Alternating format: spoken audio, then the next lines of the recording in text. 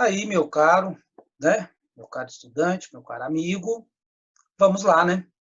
Então, agora para o período pombalino, para a gente finalizar este capítulo que nós estamos trabalhando agora, tá bem? Então, lembrando que esse capítulo nós vimos algumas coisas importantes.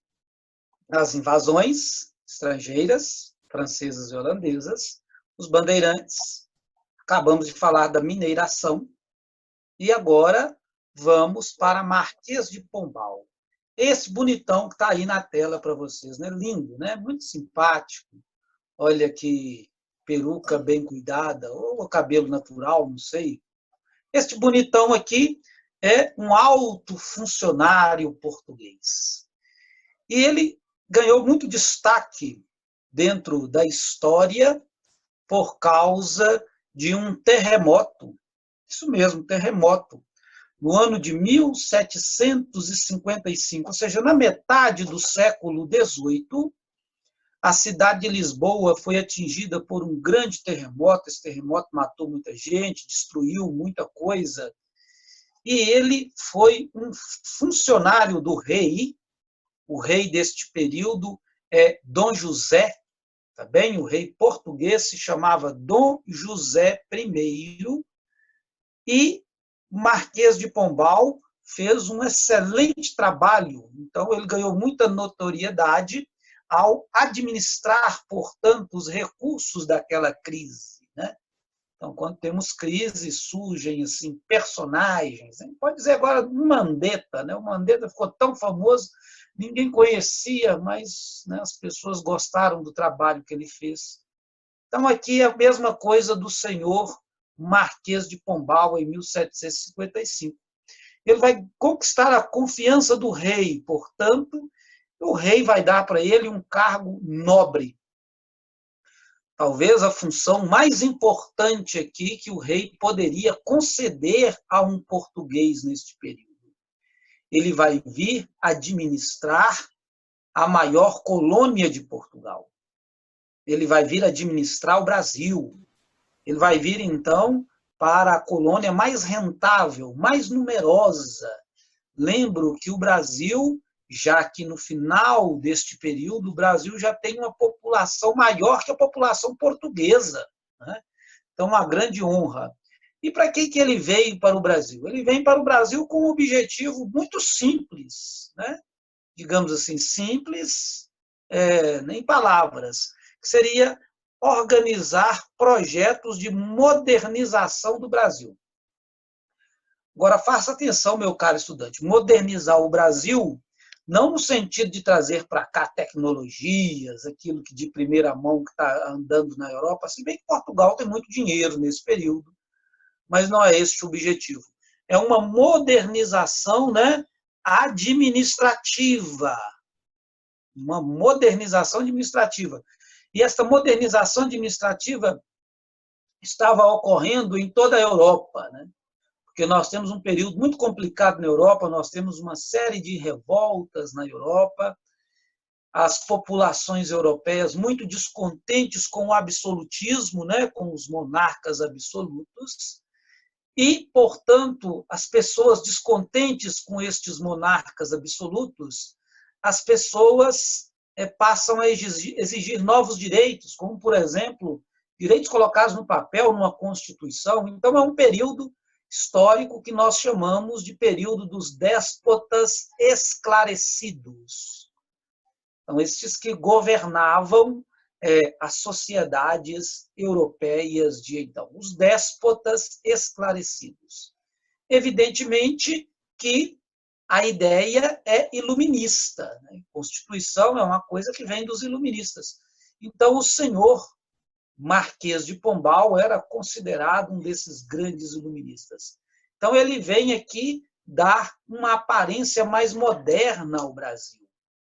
E já que Portugal está passando por uma transformação administrativa em vários níveis, a colônia Brasil também vai passar por essa transformação administrativa, também em vários níveis, né?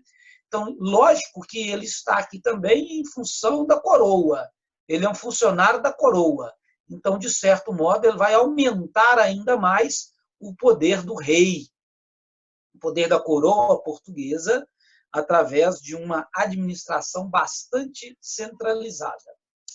Logicamente que os déspotas esclarecidos utilizam o iluminismo, mas não aquele iluminismo da Revolução Francesa, né? Aquele iluminismo que queria derrubar a nobreza, que queria estabelecer uma série de revoltas, mas utilizam o iluminismo no sentido de uma administração mais racional. Aí é a busca da famosa eficiência, né? Eles procuram um Estado muito eficiente e tudo quanto. Então, este é o período aqui do senhor Marquês de Pombal no nosso território. Vamos ver algumas reformas que ele vai estabelecer aqui no território brasileiro, na segunda metade do século XVIII. Né? Então, vamos ver os elementos principais estabelecidos pelas reformas daquele rapazinho bonitão que nós vimos ali na página anterior, o Marquês de Pombal. Tá bem? Então, olha para você ver. Ele, como bom iluminista, então nós estamos aqui, segunda metade do século XVIII, ele, como bom iluminista que é, ele chegou justamente com um conceito que está no coração do iluminismo. Sabe que os iluministas têm duas características. A primeira característica é explicar tudo à luz da razão, e a segunda característica de um iluminista é um sentimento antirreligioso. Né? Então, eles têm uma certa birra com a religião. Então, logicamente, que a primeira coisa que vai fazer Marquês de Pombal é se dirigir à religião aqui no Brasil. No caso, a religião no Brasil tinha os jesuítas como os mais poderosos. Então, os jesuítas eles administravam muitas coisas no território brasileiro, não só os jesuítas, mas outras ordens religiosas, mas principalmente os jesuítas.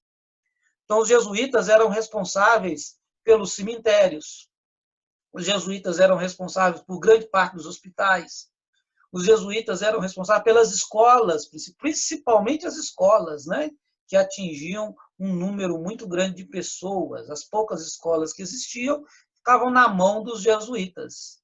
Então, olha para você ver, o Marquês de Pombal já chega aqui comprando briga, marcando o território mesmo. Né?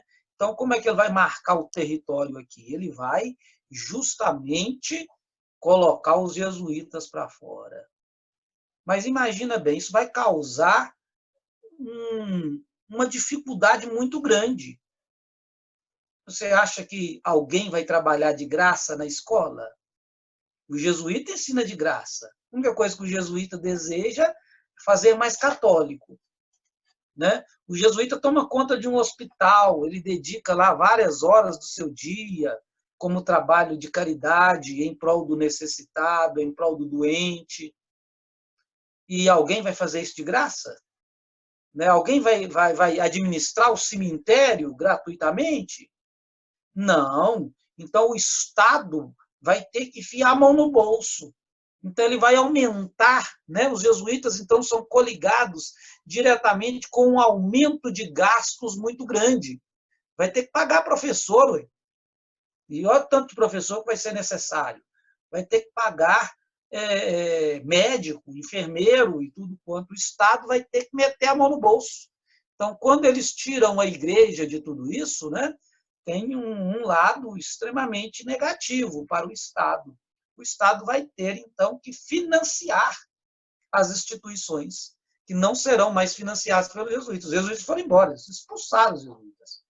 E os jesuítas abandonam até os índios, né? Então, muita gente achava que tinha até a possibilidade de colocar a mão nos índios de novo para o serviço escravo e tudo quanto. Uma outra coisa que ele veio com este espírito, né? Que o iluminismo é tudo pela razão, então ele quer estabelecer atividades manufatureiras no Brasil.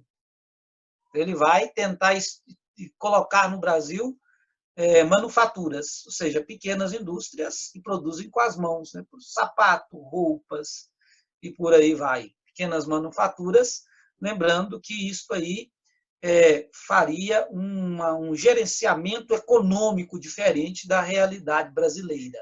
Então, mais questões econômicas.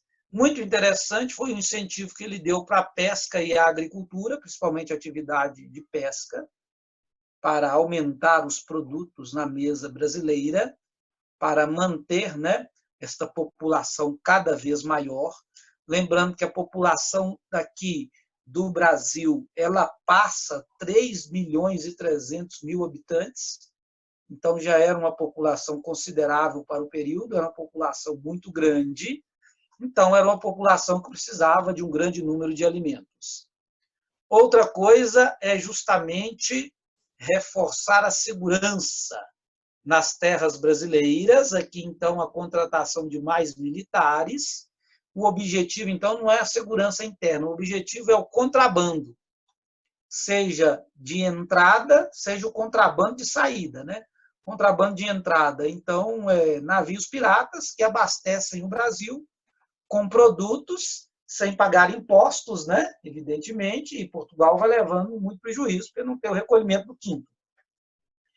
E produtos de saída, né? Que aves, penas, castanhas e vários produtos que saem aqui no território brasileiro, até mesmo açúcar, sem pagar nada, também em navios estrangeiros, geralmente em navios hispânicos, franceses, holandeses, né? Ingleses e por aí vai. Para facilitar a administração do território brasileiro, ele vai transferir a capital agora do Brasil, a partir de Marquês de Pombal, não é mais Salvador, a capital vai para o Rio de Janeiro. Por que a capital vai para o Rio de Janeiro? Para ficar mais perto de Minas Gerais, né?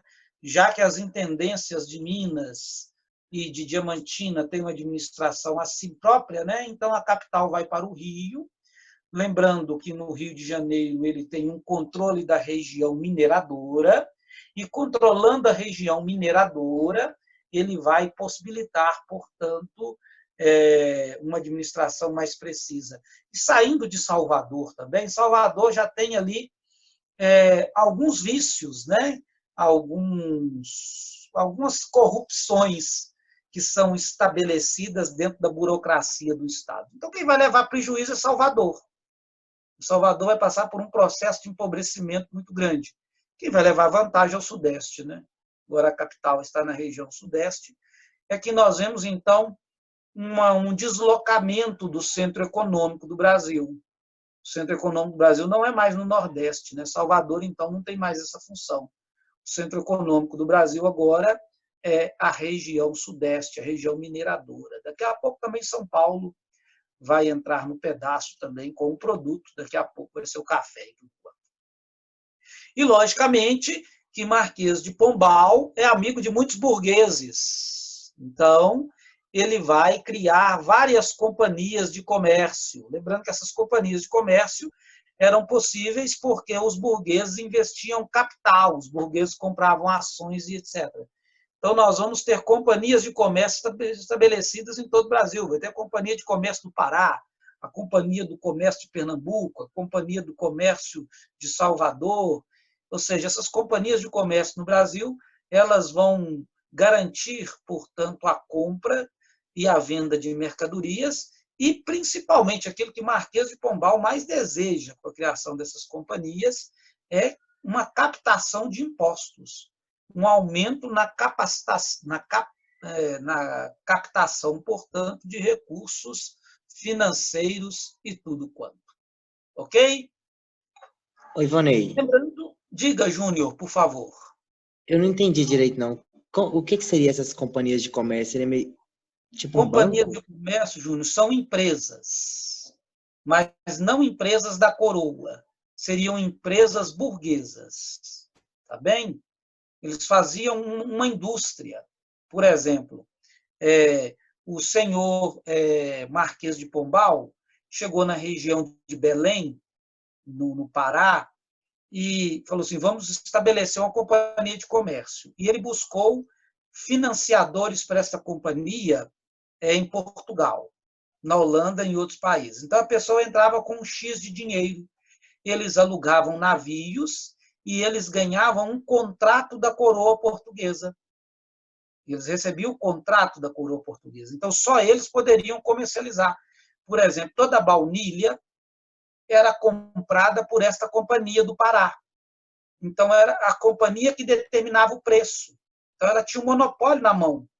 E o governo português disponibilizava até o exército para protegê-los, e etc. Né? Então, eles compravam a baunilha pelo preço que eles queriam, eles tiravam 20%, né? E levavam a baunilha embora. Aí, quando o navio voltava lotado de produtos. Por exemplo, eles traziam escravos. Tinha um acordo, por exemplo, nessa região, de um fornecimento de pelo menos 500 escravos negros por ano. Só eles podiam negociar os escravos. Essa companhia do Pará, ela ia lá na África, comprava o escravo e trazia o escravo e vendia no território. Então, ela tinha um monopólio, então ela tinha proteção do Estado. Essas companhias de comércio funcionavam com protecionismo. Então, são empresas ligadas à coroa, né? Mas são empresas particulares. Beleza, Júnior? Deu para entender? Sim, entendi, sim, valeu.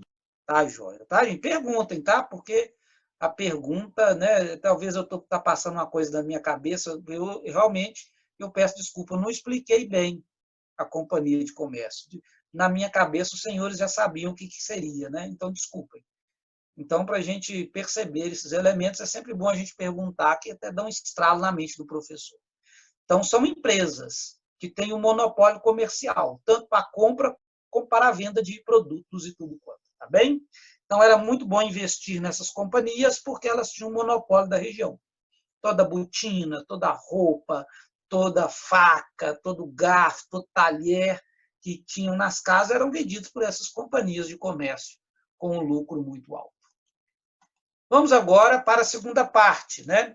Então, a segunda parte, eu tenho que dizer para vocês que o senhor Dom José morreu. O rei morreu. Infelizmente, né? O rei morreu. E Dom José I era muito amigo de Marquês de Pombal.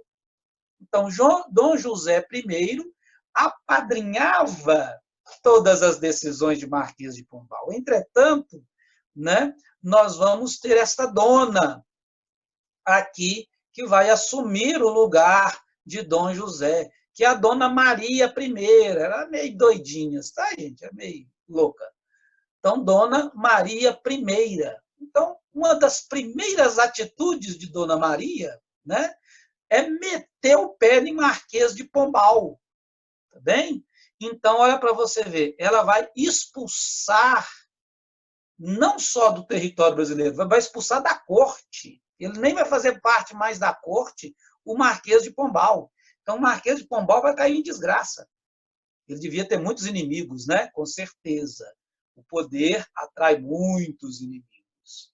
Então, os inimigos, vão fazer a cabeça da Dona Maria. Principalmente, né, gente? Ele comprou briga com quem? Ele comprou briga com a instituição poderosíssima. Os jesuítas são os responsáveis pelo nascimento da nova igreja. Os jesuítas nascem depois do Concílio de Trento. Então, o Papa tem o maior zelo pelos jesuítas. Os jesuítas são também chamados a Companhia de Jesus, o Exército de Jesus. Né? Então, a igreja, ela está esperando a oportunidade. E a oportunidade apareceu, então, com a mudança no trono. Então, a igreja vai colocar para correr Marquês de Pombal juntamente com burgueses descontentes, juntamente com outras pessoas, né, que ele, no caminho de poder, possivelmente ele prejudicou.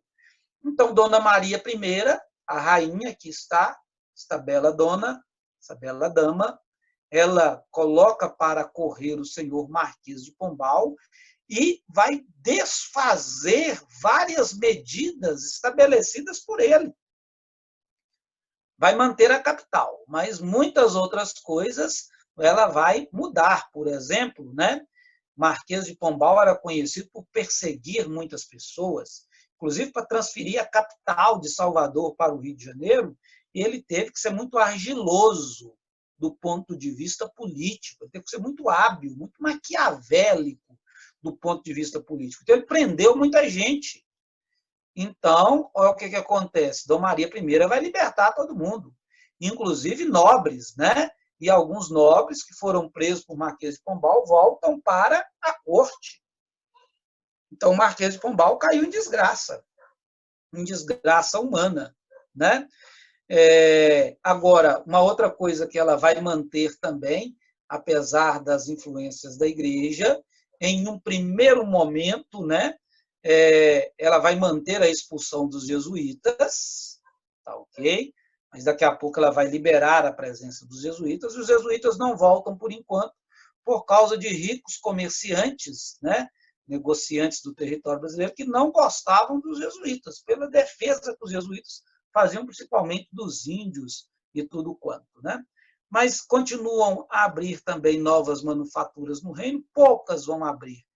E a política de industrialização, ela é muito tímida, né? Praticamente não existe ainda no período e tudo quanto, tá bem?